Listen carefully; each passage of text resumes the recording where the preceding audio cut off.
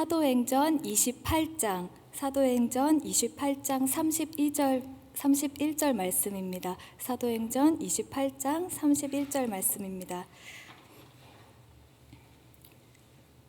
사도행전 28장 31절 말씀입니다. 한 절이어서 다 같이 합독하도록 하겠습니다. 하나님의 나라를 전파하며 주 예수 그리스도에 관한 모든 것을 담대하게 거침없이 가르치더라. 아멘. 네, 사랑하는 성도 여러분, 저는 무언가를 끄적끄적 쓰는 버릇이 있습니다. 말씀을 준비하면서 예전에 썼던 글이 생각이 나서 여러분들께 잠시 읽어드리려고 합니다. 그런데 염려스러운 것은 이 추운 날씨에 여러분의 손과 발이 더 오그라지실 수 있기 때문입니다. 그러나 중간에 나가시면 밖은 더 추우니 어떻게든 이곳에서 살아남으셔서 함께 예배드리시고 이곳에서 살아남으시길 소망합니다. 네. 옛날에 국내산 콩이 살았습니다. 그는 거울을 보며 이렇게 말했습니다. 아따, 나 너무 잘생겼어. 여지까지 나같이 이렇게 멋진 콩은 이 세상에 없었어. 이때 메주에서 피어오른 애교가 아주 많은 노란색 곰팡이가 말을 합니다. 나 노란색 곰팡이는 속상해. 너무 조용하니까. 네. 이리 치고 저리 치고 먹들었도. 그래도 난 다른 곰팡이들과 차원이 달라. 이때 IQ가 150인 소금이 곰팡이에게 말을 합니다. 메주의 세균은 75%, 나는 염화나트륨 80%, 그러니 넌 세균 덩어리, 나는 CA-MgK가 아주 많은 미네랄스, 천일염, you know? 이때 이 모든 것을 가만히 지켜보던 수돗물이 말하였습니다. 마, 내 이따 아이가, 내는 3일 동안 소독하고, 정화하고, 또 소독하고, 마 다 했어. 네. 그러자 주인은 이 재료들을 한데 묶어 독 안에 넣었습니다. 콩과 곰팡이와 물과 소금은 독 안에서 숨이 막히기 시작했습니다. 그들은 답답함을 피해 탈출을 시도하였으나 그 무거운 독의 뚜껑을 도저히 열 수가 없었습니다. 그렇게 음부와 같은 흑암 속에서 일주일을 보내게 되고 드디어 조금씩 뚜껑이 열리기 시작했습니다. 그들은 지금이 바로 구원의 날, 즉 탈출할 만한 적기라고 생각하여 마지막 희망을 가진 채 필사적으로 더욱 몸을 크게 부풀렸습니다. 그러나 그때 주인이 나타나서 이들을 꾹꾹 누르기 시작했습니다. 그들의 이런 희망과 필사적인 노력은 한순간에 물거품이 되고 만 것입니다. 그리고 그들은 완전한 절망 속에서 쓰디쓴 좌절을 경험하여 이렇게 말을 했습니다. 아, 이런 된장. 네, 주 2020년 11월 어느 날 제목 된장찌개를 끓이며. 네, 저는 웃으셔도 됩니다, 성도님들. 네, 저는 삶은 마치 이 이야기의 스토리처럼 우리의 뜻대로 되지 않는다는 것에 깊이 공감합니다.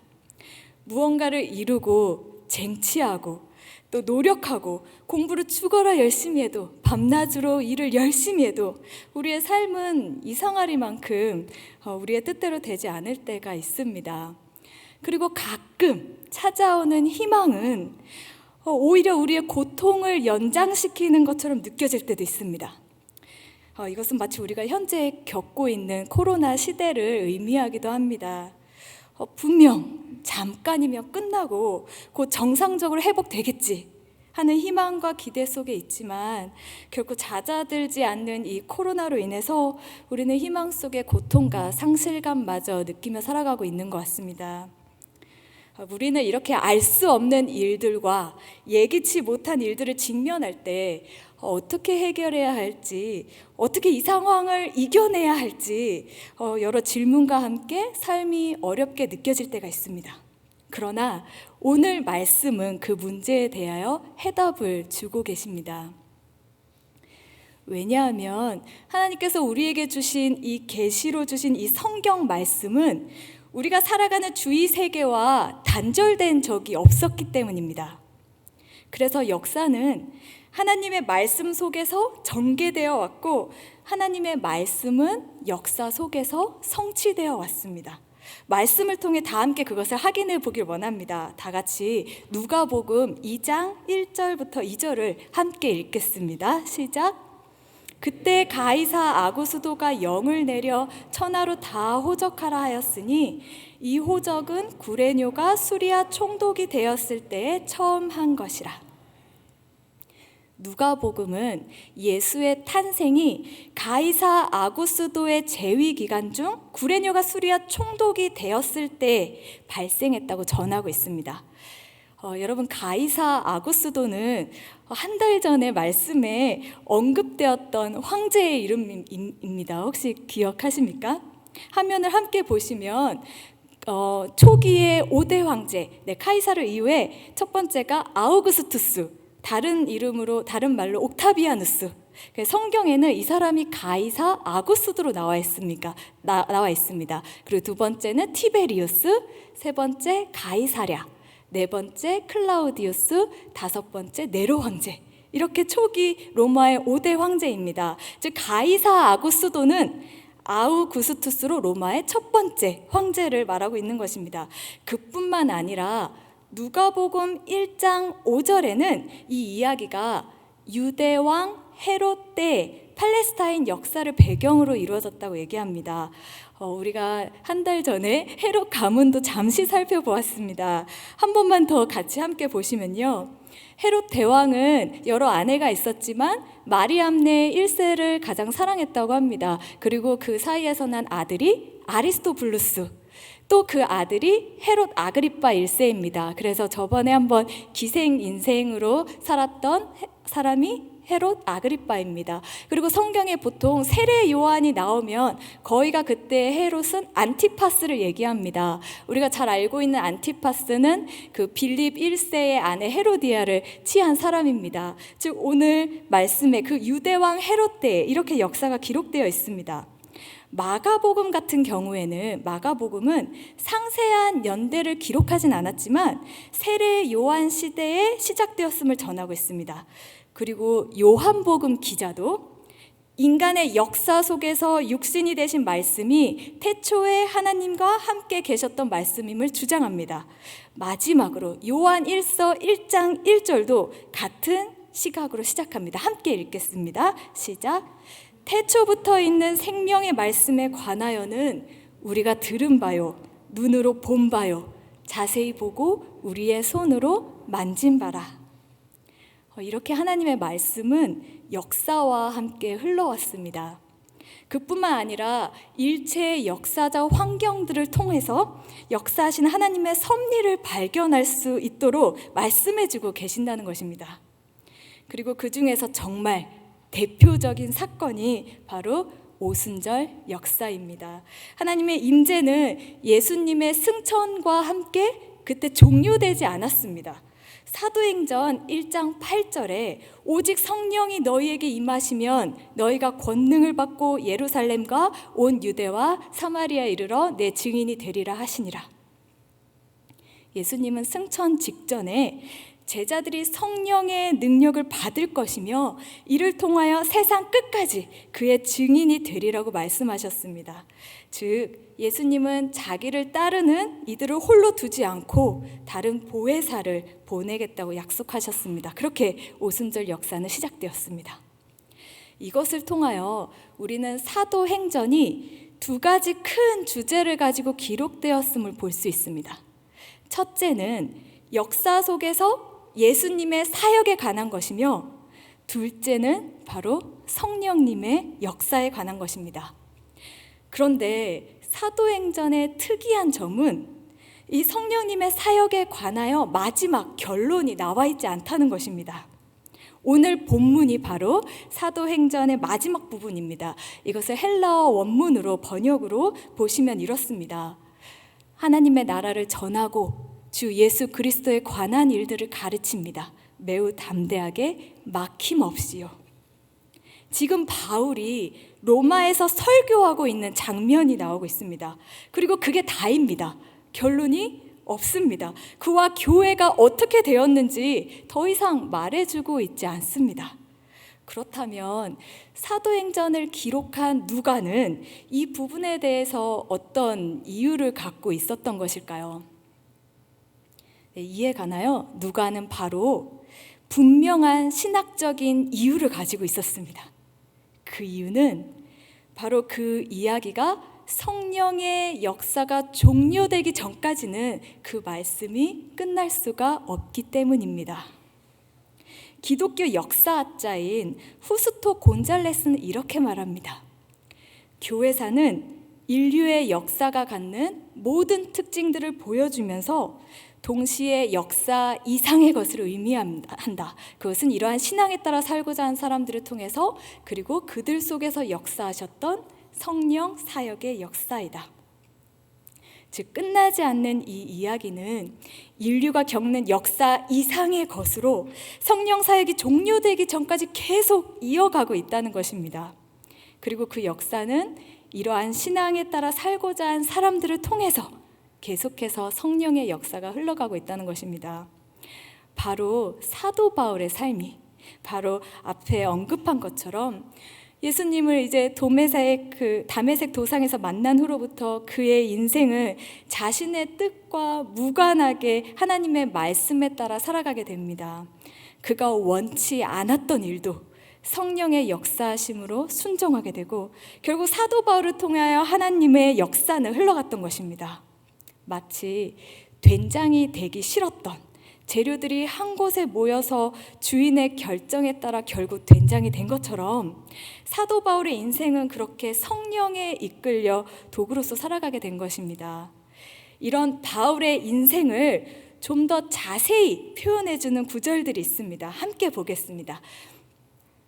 내가 이르되 주님 무엇을 하리이까? 이때 주님께서 말씀하십니다. 다메섹으로 들어가라. 사도행전 13장 4절입니다. 두 사람이 성령의 보내심을 받아 실루기아에 내려가. 성령의 보내심을 받아. 사도행전 16장 6절 7절입니다. 성령이 아시아에서 말씀을 전하지 못하게 하시거늘 그들이 부르기아와 갈라디아 땅으로 다녀가 애쓰되 예수의 영이 허락하지 아니하시는지라. 바울은 처음에 소아시아로 가고 싶었습니다. 그러나 성령에 따라 마게도냐로 떠나가게 됩니다. 그뿐만 아니라 고린도에서도 하나님 말씀에 붙잡혀 전도하게 됩니다. 그 다음 구절입니다. 사도행전 18장 5절입니다. 실라와 디모데가 마게도냐로부터 내려오매 바울이 하나님의 말씀에 붙잡혀. 사도행전 20장 22절입니다.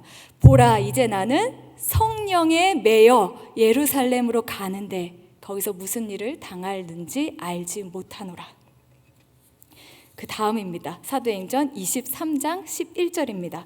그날 밤에 주께서 바울 곁에 서서 이르시되 담대하라 내가 예루살렘에서 나의 일을 증언한 것 같이 로마에서도 증언하여야 하리라. 그 다음입니다. 26장 15절 16절입니다. 일어나 너의 발로 서라. 내가 내게 나타난 것은 곧 내가 나를 본 일과 장차 내가 내게 나타날 일에 너로 종과 증인을 삼으려 함이니. 아멘. 여기 26장의 말씀의 장면은 바울이 로마에 이제 포로로 잡혀가서 하나님께서 명령하신 그 말씀을 전파하고 있는 장면입니다. 그 전파하고 있는 사람은 아그리빠는 아까 우리가 함께 나눴던 그 저번에 기생 인생을 살았던 아그리빠 1세의 아들입니다. 즉 아그리빠 2세가 되는 것입니다. 지금 바울은 그 아그리빠 2세에게 말씀을 전하고 있습니다. 지금까지의 말씀을 통하여 바울을 사용하신 하나님의 역사를 살펴보았습니다. 그러나 우리가 알 수 있는 것은 단지 바울은 그의 뜻과 전혀 다른 여러 상황들을 직면했지만 결국 하나님의 뜻에 순종하여 나아갔다는 사실입니다. 그럼 그의 삶은 좌절, 고통, 시련, 눈물이 없는 그런 평안한 그런 삶이었을까요? 결코 그렇지 않습니다. 성령에 이끌려 하나님의 도구로서 살아가는 바울의 인생은 고린도후서 11장 24절부터 27절에 나와 있습니다. 좀 더 적나라하게 적혀 있습니다. 우리가 함께 같이 읽겠습니다. 시작. 유대인들에게 40에서 하나 감한매를 5번 맞았으며 3번 태장으로 맞고 1번 돌로 맞고 3번 파선하고 일주야를 깊은 바다에서 지냈으며 여러 번 여행하면서 강의 위험과 강도의 위험과 동족의 위험과 이방인의 위험과 시내의 위험과 광야의 위험과 바다의 위험과 거짓 형제 중에 위험을 당하고 또 수고하며 애쓰고 여러 번 자지 못하고 줄이며 목마르고 여러 번 굶고 춥고 헐벗었노라. 이것이야말로 내 뜻대로 되지 않는 삶 아닙니까? 마치 독에 갇혀 아무것도 내 마음대로 할 수 없는 삶, 아무것도 뜻대로 되지 않는 삶. 이렇게 바울처럼 우리가 살아야 한다면 이런 삶은 지옥과 다름없는 인생일 것 같습니다.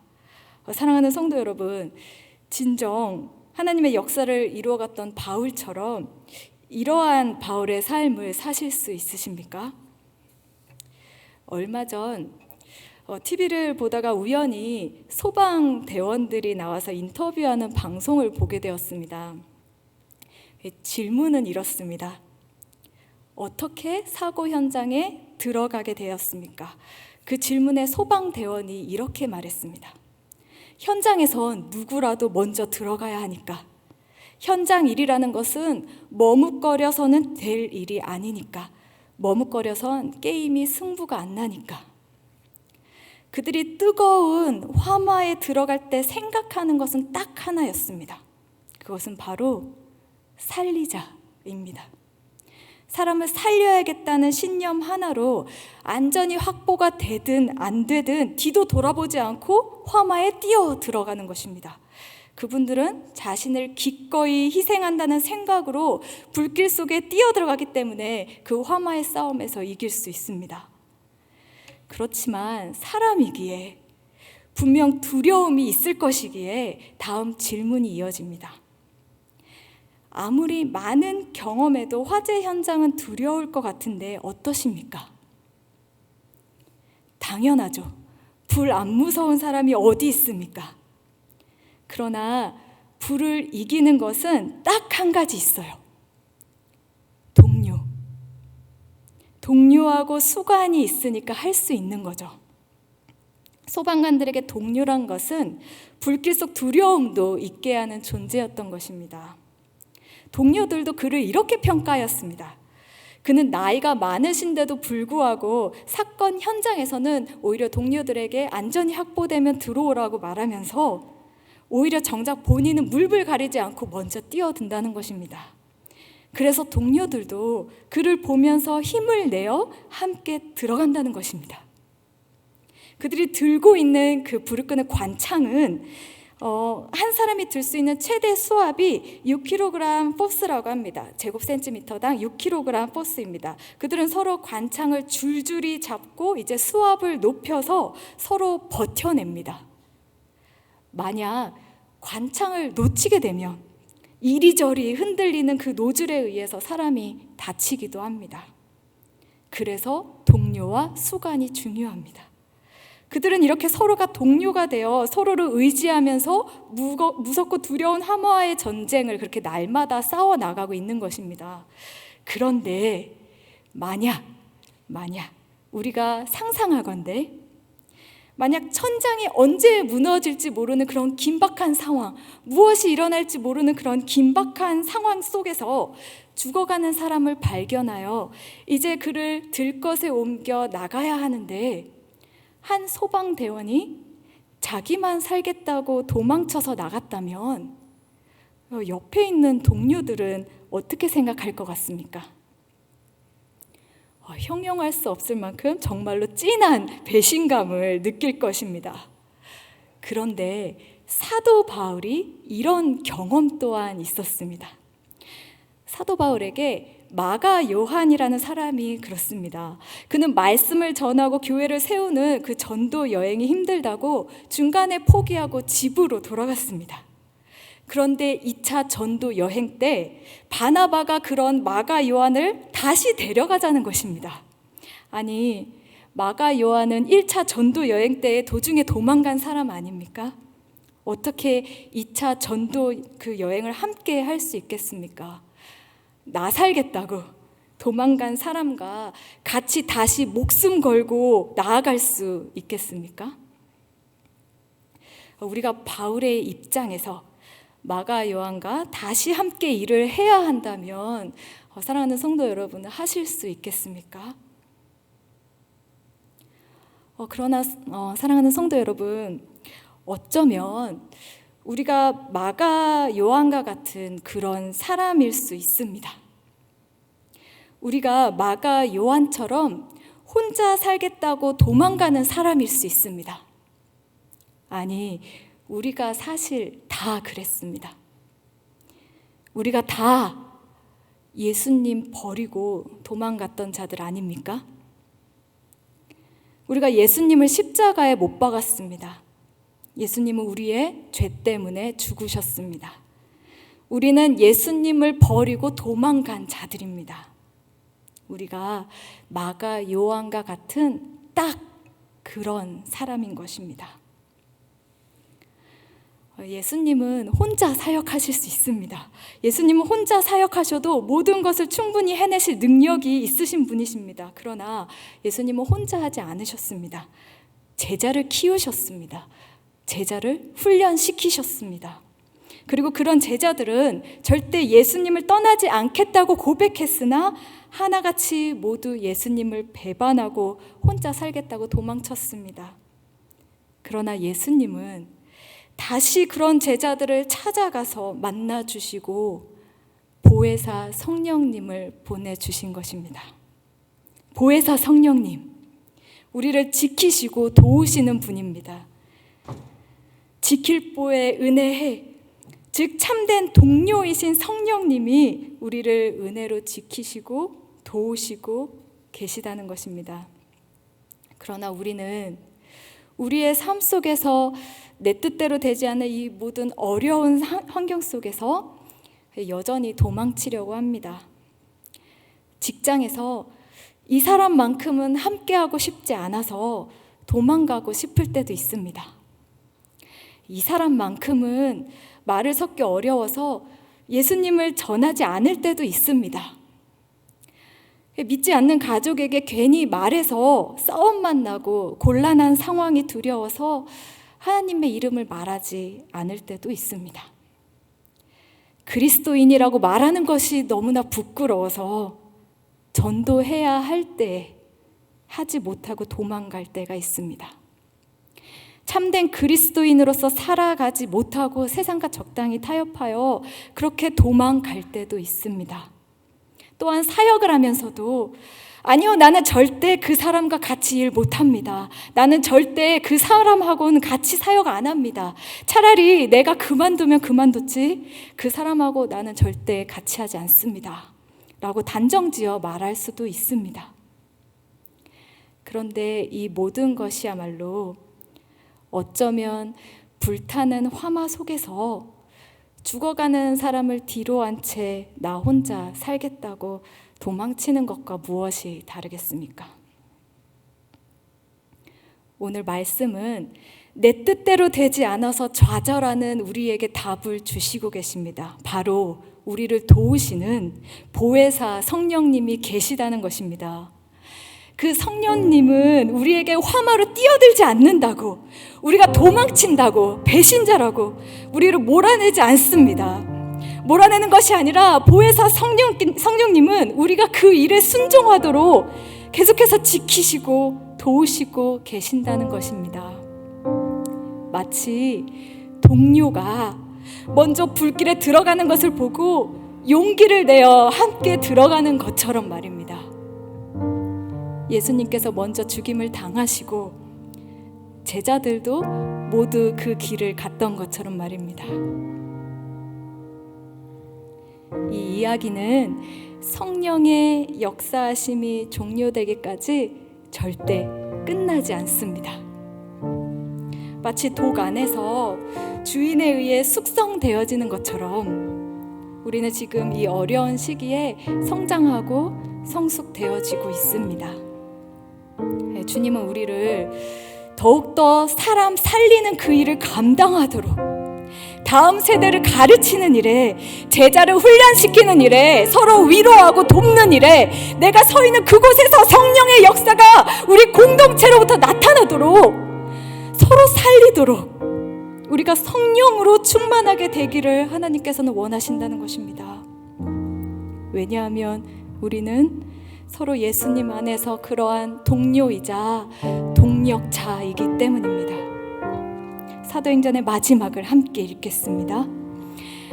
하나님의 나라를 전파하며 주 예수 그리스도에 관한 모든 것을 담대하게 거침없이 가르치더라. 아멘.